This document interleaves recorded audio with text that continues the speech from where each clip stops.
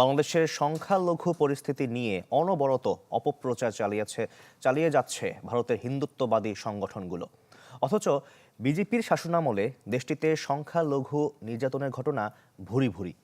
সংখ্যালঘু হত্যা, গ্রেফতার ও শ্লীলতাহানি বহুবার আন্তর্জাতিক গণমাধ্যমের শিরোনাম হয়েছে, যা নিয়ে বারবার উদ্বেগ জানিয়েছে আন্তর্জাতিক মানবাধিকার সংস্থাগুলো।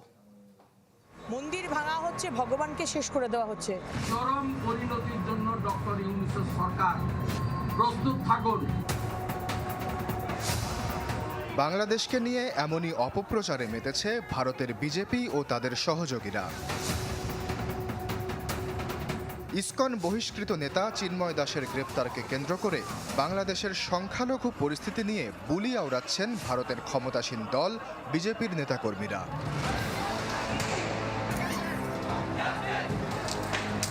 অথচ দলটি ক্ষমতা নেয়ার পর থেকে গেল 10 বছরে দেশটিতে কমেছে সংখ্যালঘুদের স্বাধীনতা, যা নিয়ে উদ্বেগ প্রকাশ করে আসছে amnesty international, human rights watch সহ বিভিন্ন মানবাধিকার সংস্থা। বিজেপি শাসনামলে মুসলমান কয়েদির সংখ্যা বেড়েছে। ভারতে মোট জনসংখ্যার 14.2% মুসলমান হলেও দেশটির ন্যাশনাল ক্রাইম রেকর্ডস ব্যুরোর 2020 সালের প্রতিবেদন অনুযায়ী কারাগারে বন্দীদের 19.1%ই মুসলিম, যার মধ্যে অন্যতম ইসলামিক স্কলার মাওলানা করিম সিদ্দিকী। 2023 সালে উত্তরপ্রদেশে গ্রেপ্তার করা হয় তাকে, আনা হয় জোরপূর্বক ধর্মান্তরের অভিযোগ।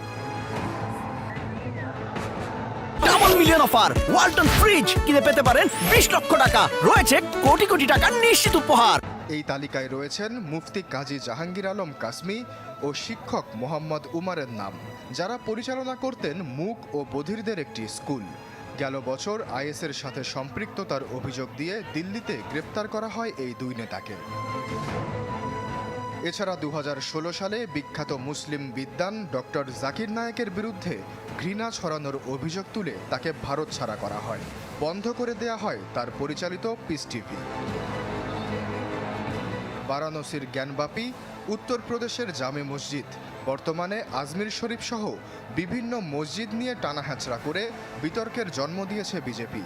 এসব মসজিদের স্থলে আগে মন্দির ছিল বলে দাবি তুলে চলছে জরিপ, যার প্রতিবাদ করতে গেলে মুসলমানদের ওপর চড়াও হয় পুলিশ। সম্প্রতি উত্তরপ্রদেশে 3 বিক্ষোভকারীকে গুলি করে হত্যাও করে তারা। মুঘল স্থাপত্য, তাজমহল ও লালকেল্লার বিরুদ্ধেও চলছে এমন ষড়যন্ত্র। এছাড়া অযোধ্যার বাবরি মসজিদ ভেঙে দিয়ে গড়ে তোলা হয় রাম মন্দির। শুধু মুসলমানই নয়, ভারতের মণিপুরেও চলছে সংখ্যালঘু নির্যাতন। গেল বছরই 2 কুকি নারীকে বিবস্ত্র করে শ্লীলতাহানি করা হয় রাজ্যটিতে। দাঙ্গায় প্রাণ যায় 300 মানুষের। মোদির বিরুদ্ধে মণিপুর ইস্যুতে উদাসীনতার অভিযোগ এনেছে বিরোধীরা।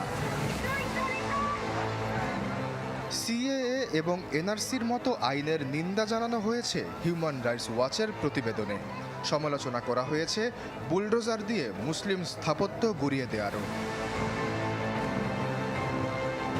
তবে ভারতের ইতিহাসে সবচেয়ে বড় সংখ্যালঘু নির্মূলের ঘটনা ঘটানো হয় গুজরাটে। 2002 সালে হিন্দু মুসলিম দাঙ্গায় হত্যা করা হয় 1000-এর বেশি মানুষকে, যাদের বেশিরভাগই ছিল মুসলিম। গেল বছর বিবিসির এক তথ্যচিত্রে বলা হয়, ওই দাঙ্গায় প্রত্যক্ষ মদত ছিল তৎকালীন মুখ্যমন্ত্রী নরেন্দ্র মোদীর। আশ্বাস চৌধুরী, চ্যানেল 24।